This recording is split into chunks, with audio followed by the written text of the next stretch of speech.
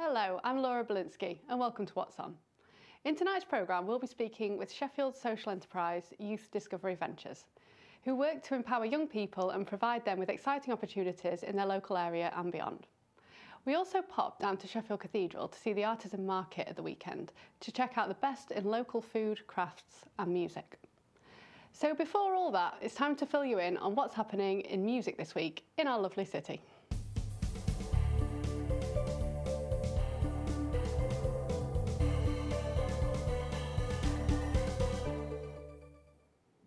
On Wednesday evening, Haggler's Corner will be playing host to Jess Morgan. If you want some midweek country folk, a swig of gin and a chance to howl at the moon, then look no further than Queen's Road. The night kicks off at 8 p.m. If, on the other hand, you're looking for something a bit more rock and roll, then head down to the Harley on Thursday, where Bristol rock band Turbo Wolf will be taking to the stage. They were described by Kerrang as a tasty thick soup of distorted boogie rock, psychedelic weirdness and snarling punk attitude, which I think says it all really. Tickets are available and cost £9. And finally, although here at What's On we try to focus on the lesser known artists and bands, I couldn't help but mention the fact that Drenge are going to be playing a homecoming gig on Friday. World tour after world tour, the brothers are coming back to play some old tunes at the Lead Mill. Tickets are still available, but get them fast.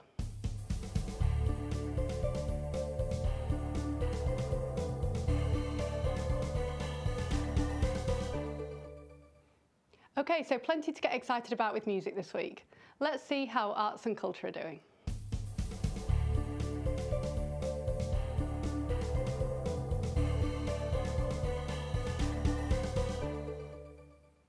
This week, make it your mission to pop down to the showroom to see the mini exhibition Fairness on the 83. In 2013, an independent report found that life expectancy changes by up to 10 years across Sheffield's 83 bus route, which links Millhouses with Ecclesfield. A selection of photos from the project are on display for free all this month. On Thursday, Mandy Sutter will be reading from Stretching It, her first novel in the quaint setting of the farm kitchen at Healy City Farm. There will also be a Q&A after the reading. The event is free, but check out the farm website to make sure you register before turning up. And finally, on Tuesday, we're back to the showroom for the South Yorkshire Filmmakers Network Monthly Showroom Shorts. This one will be particularly exciting, with the winning music videos from the 2 weeks to Make It competition being screened. Head down to the Showroom Cafe for 8:45 p.m, where the event is free entry as always.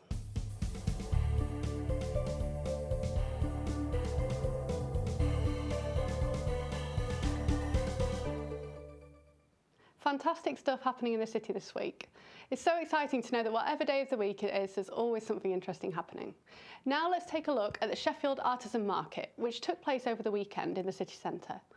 The organisers picked 50 food producers, craftspeople and musicians from across Yorkshire and Derbyshire to share their talents with the people of Sheffield. We headed down there to see what was happening. The idea came from a culmination of things actually. We were running Devonshire Market before up on Devonshire Green, but we were always looking for an alternative venue. We were aware that Sheffield didn't necessarily have a farmer's market or an artisan market, and we were also aware that Sheffield Cathedral forecourt had recently been refurbished. It was directly opposite Fargate, so we thought, great location, let's move Devonshire Market to Sheffield Cathedral forecourt, invite as many traders as possible and hopefully get something going that people are going to want to come to. Okay, here today we've got 37 traders.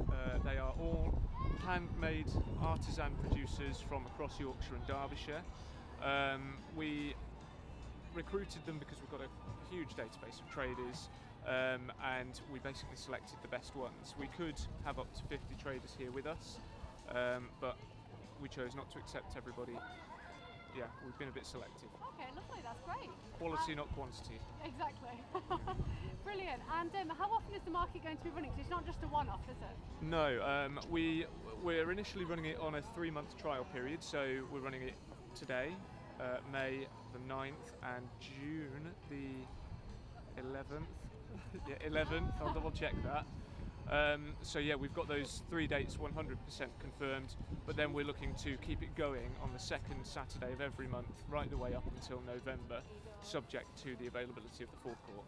Most of it is arts and craft from India and Thailand, mainly in Asia. I do sort of travel myself and fair trade the stuff that I buy with small concerns over there, you know, small stall holders, market stalls, small family-run businesses. But yeah, it's a nice market. It's the first one that I've done here. We used to be on Devonshire Green, so hopefully with the extra space we've got, this market should really take off. What we need is a little bit more publicity, people coming down and seeing what it's all about, and I think they'll love it. Right, everything that we sell we make ourselves, we design and make ourselves. We use digital technology, so we're using a laser cutter to cut some stuff, and we use digital machine embroidery to do the other things, and a lot of it's combined together, so we're using the two technologies. Wow, that's and it's amazing. whatever's in our head and whatever inspires us to produce something. The idea behind it is that we do sort of vintage style meals, hence the music and the music player and all that stuff that's going on. And we do a selection of locally booked, home cooked pork pies, which I make sort of day before, your meat and potato ones, and it's all the produce is from the local farms around as well, so it's all homemade. And the recipes are based from the 1940s, which is my nan's recipes really. Oh, wow, so that's where the through the sunshine family. pies comes and the music and all the 40s stuff. So That's fantastic. yeah, so that's what we're about really. Okay, what I've got here is a vegetarian, as I am a vegetarian, potato and cheese pie with mushy peas. I've been advised to put some mint sauce and some Henderson's relish all over it as well, so I'm going to tuck into that. Also, being a bit of a pig, I'm also going to be getting a vegetarian no pork pie, which is gluten-free as well, and that's coming up right now, so stay tuned. Okay, what I've got here is a vegetarian no pork pie, which is wheat-free, gluten-free. Okay, I'm going to tuck in. Okay.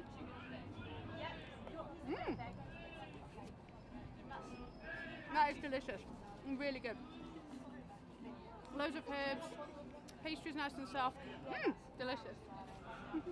I create and produce gluten-free cakes. Everything's here gluten-free and biscotti as well. I also do some cookies. I also do vegan gluten-free cakes and dairy-free gluten-free Wow. cakes. This is my new addition to my range, and it's gluten-free and it's vegan chocolate cake. But there's a secret ingredient in there that makes that cake lower in saturated fat. Okay. But I'm not going to give you. You're going to have to try it to. Can you tell us what it is? Then you're not going to give us any No, clues. Okay. it's a fruit. That's It's all a I'm going to fruit. say. Wow. yeah. Okay. I've been making fudge since I was a child, really. I've got three which are my most popular flavours, really. Most people that sell fudge would say vanilla, possibly clotted cream if they sell it. Yeah. They're two, which are my two big sellers, but also the creme brulee now Wow. since the Tour de France came through. I've got a piece of coffee fudge here, so I'm just going to try this. Oh, very soft. Yeah, that is delicious. Really flavourful, isn't it? Like, yeah, get a real kick of coffee.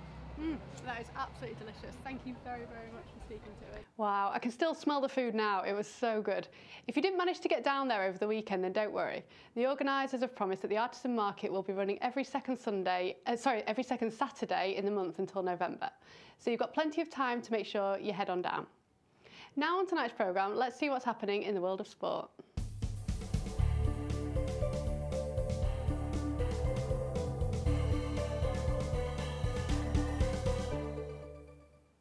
On Wednesday, the city's two universities will be competing against each other with road cycling in the Peak District.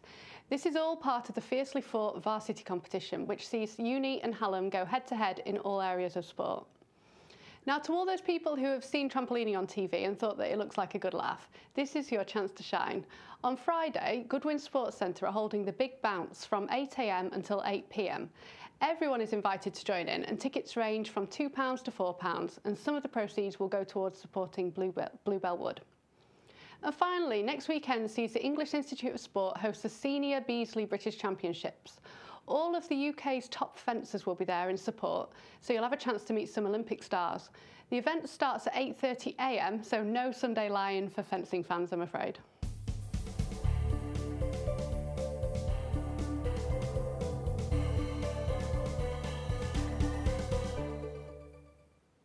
That's cycling, trampolining and fencing this week. Phew. OK, for those of us who prefer a nice leisurely stroll in our spare time, let's see what's happening in the local community this week.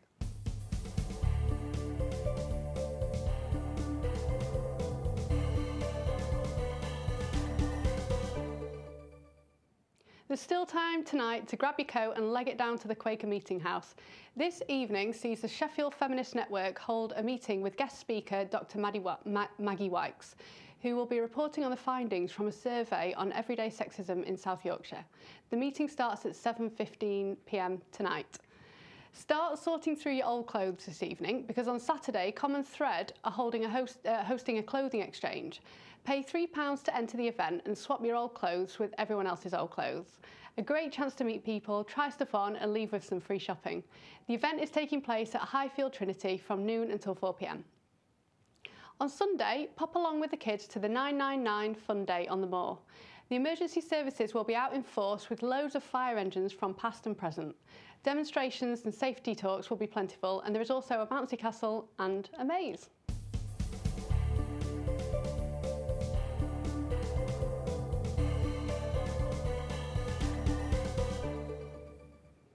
Now it's time to speak to our guests, Louis and Rachel from Youth Discovery Ventures, a Sheffield-based social enterprise working with young people to empower them to create change and improve their aspirations. Thanks very much for joining us this evening.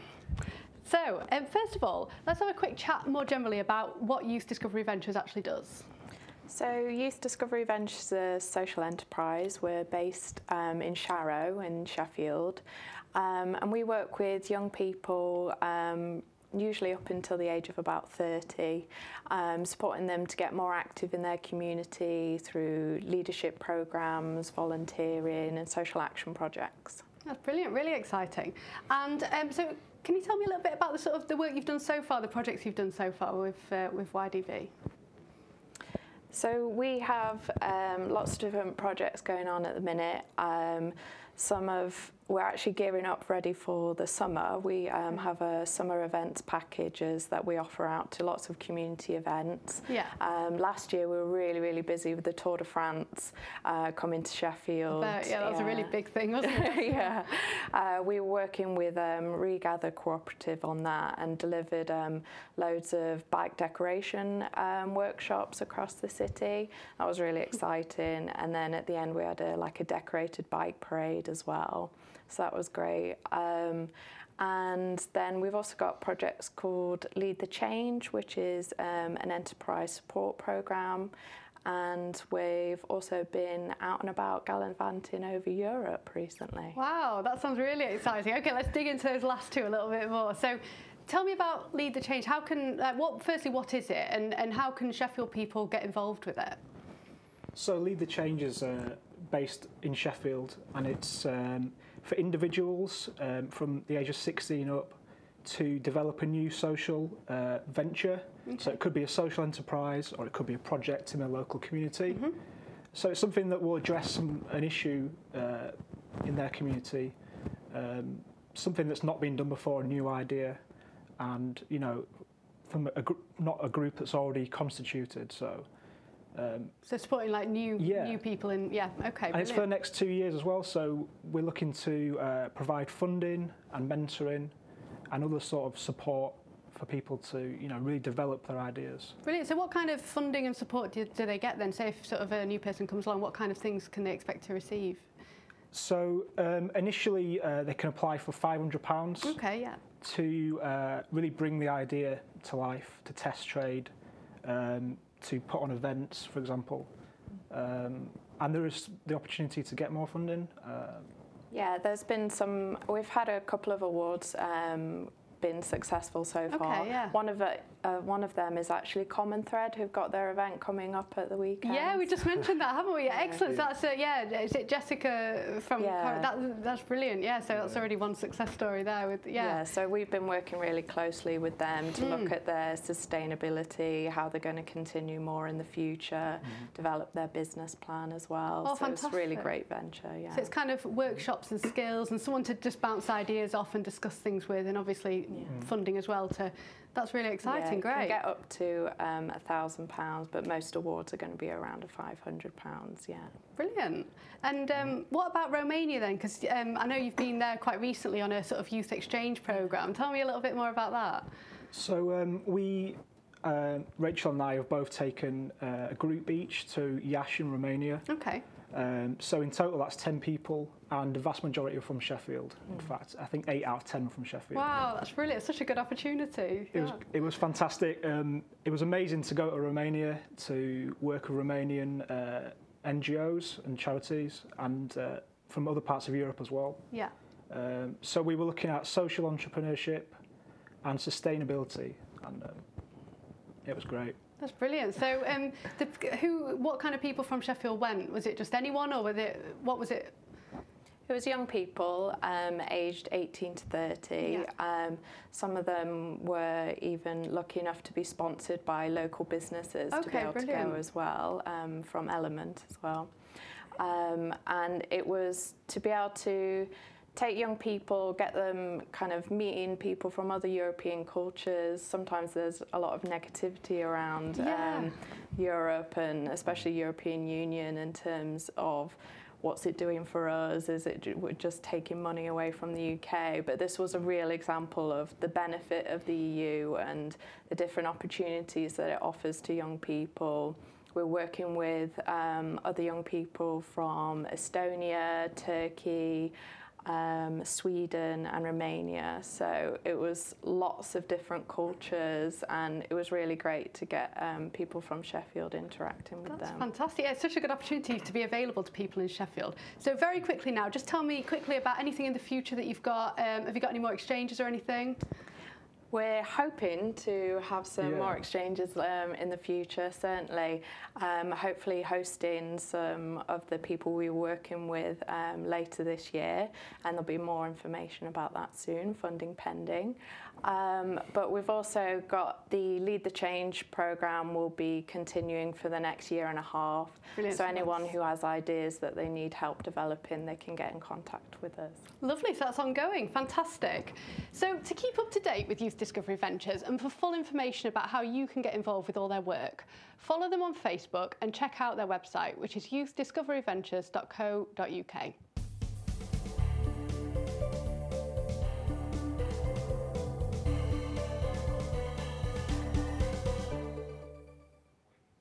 We're sadly now at the end of our programme, but with just enough time to do a quick social media roundup. Now we turn to you guys watching to tell us what you thought of Sheffield this week. Get tapping away on your phones and tablets, because we want to know your thoughts. From Facebook to Twitter, we've got it covered. Okay, so I've got a couple of messages this week that we grabbed from Twitter. So about the Artisan Market, Ross Arksey, Nibbly Pig on Twitter, said lovely vibe in the sundown at the Market Chef, Artisan Market by Sheffield Cathedral. And then we're moving on to the Sharrow Lantern Festival, which took place on Sunday. Daniel Edmiston said, Sheffield Lantern Festival was amazing last night. Well done to the organisers. Hashtag Sheffield is super. And then we've got Jenny Armstrong, who also was talking about the Sharrow Lantern Festival. Amazing spectacle, celebrating life on Earth. Anglerfish stole the show. And moving on to Fairness on the 83, which I mentioned earlier, which is the exhibition at the showroom at the moment, Sandrine Subase says, Festival of the Mind, Fairness on the 83, shocking reality of inequalities. Okay, so that's it tonight for the programme. If you have an event you want to tell us about, please email us on whatson@sheffieldlive.org. Or you can contact us via Facebook and Twitter @Sheffield Live, or use the hashtag #What'sOnSheffield. Tomorrow we'll be back with more details about what's happening around Sheffield. Coming up next on Sheffield Live, we have our daily news programme, so stay tuned for that. Thank you very much for watching, and good night.